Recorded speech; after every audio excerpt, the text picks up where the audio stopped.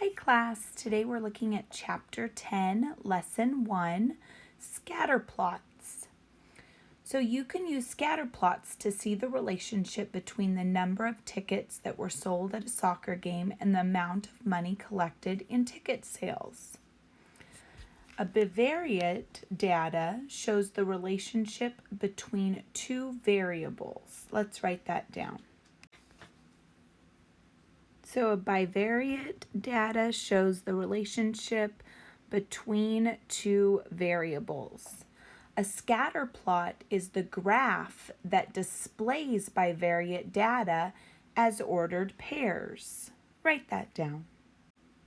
So scatter plot, a graph that displays bivariate data as ordered pairs. So here we have a scatter plot. And the scatter plot is showing the number of tickets sold and the amount of money collected. So those are the two variables, which makes this a bivariate data displayed in a scatter plot. So one graph, right, tells the ordered pairs. So let's look here. So if we see that the number of tickets sold, so right here there was about 100 tickets sold, and that looks like these are those are just under 600, so just above 600 is the connection. So if we wanted to see where 150 and 1,110, where is that particular one? So at 150, so this is 150 here, and then it says up to about 1,100, so probably that one. So it's asking, what does this represent right here? And that's what quite a few of your questions are going to be. So this represents that if 150 tickets are sold, then the amount of money collected is about $1,100. Okay, so each of these dots, that's all it's asking is, what does it represent? The number of tickets sold, so you identify that, and how much money was collected.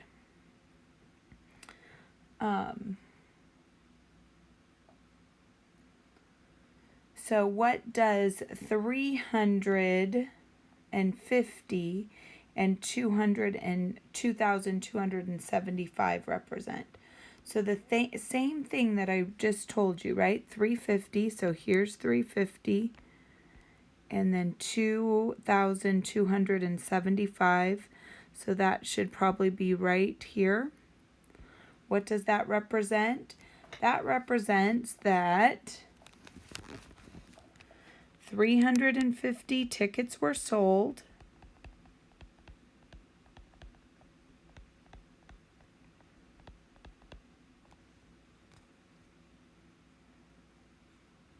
with $2,275 collected. So how many tickets were sold when $2,700 was collected? So right here, how many tickets were sold? Well, here we have 400, and it looks like they are going up so by 50. So therefore, this should be, if this one's 400, it should be 450. So a lot of what you're doing today is just analyzing these charts.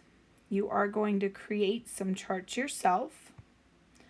And I don't know why on mine, hopefully on your notes, the graph paper came through. So I'll do my best to identify things here.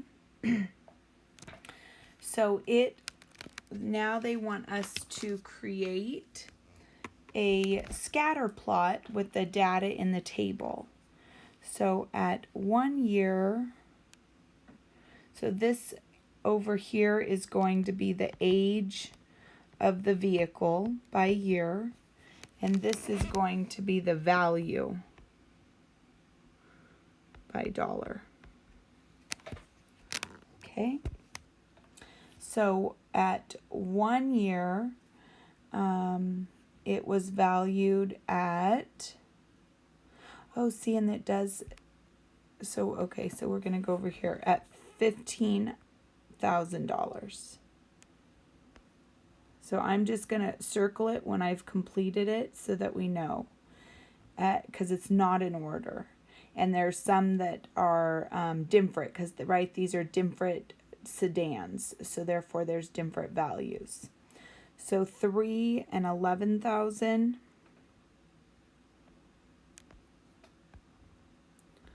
2 and 12,000.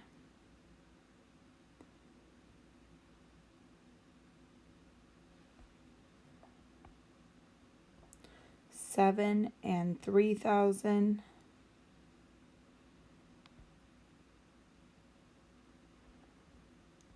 8 and 1,000.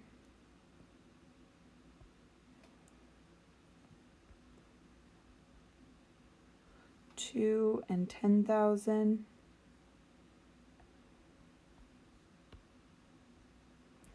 4 and 8,000.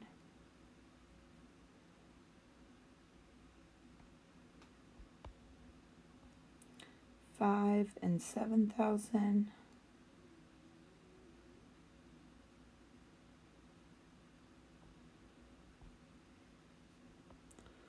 3 and 6,000.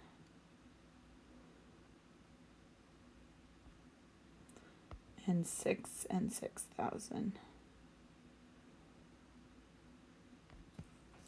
Okay, so here is our scatter chart.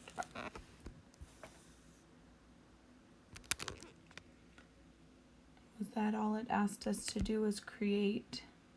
Yes. So then based on this, we can kind of get a visual for where they're grouping in the majority of cars are clustered together. Scatter plots give good visual identifications. And if you pulled a number, right, like so this one right here, because in the example there might be one that's red and it says what does the red one represent. So for example, this green one represents that a car was 3 years old and had a value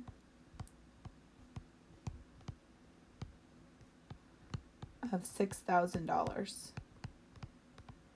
That's all you're doing, is identifying what it meant. What does it mean? So now I'd like you to make your own scatter plot for this data right here. I'm probably going to do mine above it, but up to you. Press pause, come back to me when you're done. Okay, so you should have created a scatter plot chart similar to this. I did circle this first plot point, and I want you to identify what that plot point means. So really this means, right, this was the age and this was the sleep time. I did not identify that. So that particular point basically is saying at 1 year of age, the average sleep time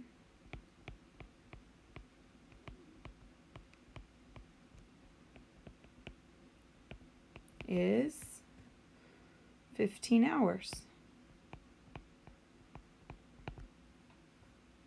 Okay.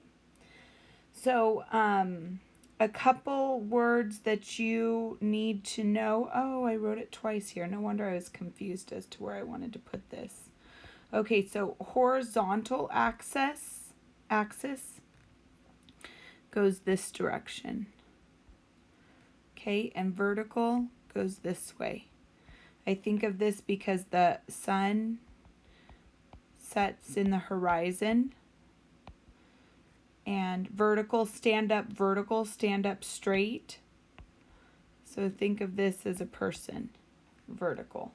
Okay, so make sure you know this. You'll need to know because it asks you to identify the information on the horizontal axis and the vertical axis. So your homework tonight is page 332, numbers 2 through 5. So 2, 3, 4, and 5. And then number 7 and 9. Happy homeworking!